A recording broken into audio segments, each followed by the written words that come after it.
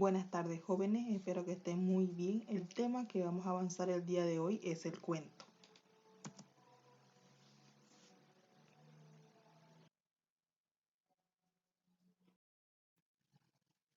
Primeramente tenemos que saber el concepto. El cuento es una narración breve de carácter ficcional, protagonizada por un grupo reducido de personajes y con un argumento sencillo.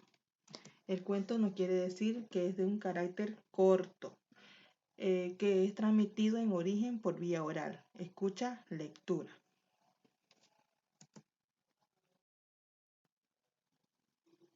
Tipos de cuentos. Primeramente tenemos el cuento popular. Es una narración tradicional breve de hechos imaginarios que se presenta en múltiples versiones que coinciden en la estructura, pero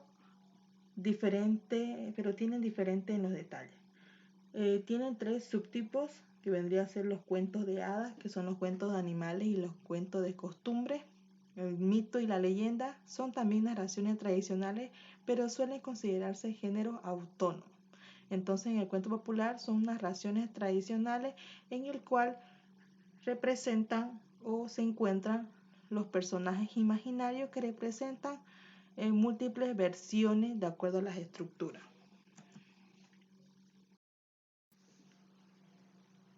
En el cuento literario encontramos que es un cuento concebido y transmitido mediante la escritura, donde el autor suele ser conocido.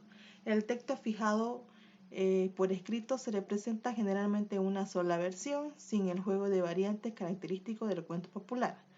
Esto no quiere decir que en el cuento literario, como está escrito en una obra, en un libro, no se puede cambiar y tiene que ser leído y tiene que ser redactado las veces que pueda cambiar la edición de una forma igual, no como en el cuento popular que puede variar de acuerdo a la generación que se cuenta la historia. Las partes del cuento. Cuando hablamos de las partes del cuento, hablamos de la introducción, del desarrollo y del desenlace. Cuando hablamos de la introducción o planteamiento, es la parte inicial de la historia. Aquí vamos a representar lo que son los personajes y el propósito de la historia. En la segunda parte está el desarrollo o el nudo. Esta parte es muy importante porque se explica lo que es el conflicto o el problema de la historia. Son los hechos más importantes. Y para terminar tenemos el desenlace o el final, que es la parte donde se da la solución o finaliza lo que es la narración. En algunas ocasiones el autor deja el final abierto para que el lector pueda imaginarse lo que es la terminación de la historia. Algunos pueden también terminar en un final feliz y otros no. El cuento tiene características. Para ello tenemos primeramente la ficción. La ficción vendría a ser lo que es inspirado en hechos reales. Luego tenemos argumental, que podría ser en un planteamiento o en un formato de planteamiento, un nudo y desenlace o principio, nudo y desenlace. Tenemos la línea argumental, que vendría a ser que se encadena en una sola sucesión de hechos. Si están hablando de un personaje, que no tiene que variar la historia o para cambiar el tema.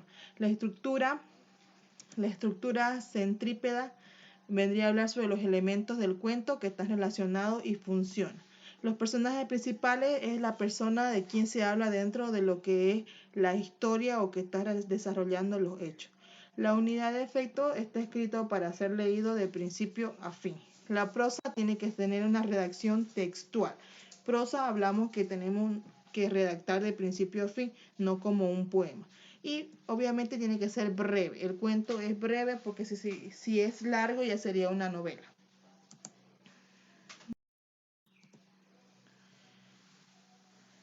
Otras ideas pueden ser que muchas veces los personajes son animales o cosas que hablan y eso se llama personificación.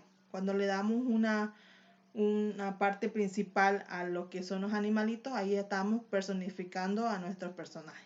Luego, otras veces los hechos que suceden no es posible que ocurran en la realidad. Eso se llama un cuento fantástico, algo que no podemos hacer en la vida actual o en la vida real. Existen cuentos antiguos que fueron transmitidos de padres a hijos en forma oral y se llaman lo que son los cuentos populares, tradicionales o folclóricos. Y la lectura El león y el pastor de Esopos. Algunos cuentos terminan con una enseñanza o lección que se llama moraleja. Obviamente esto se confunde con lo que son las fábulas, pero no debemos confundir porque también los cuentos pueden terminar con una enseñanza. No se escribe de último en el cuento, pero sí se sobreentiende de cuál es el valor que se le da.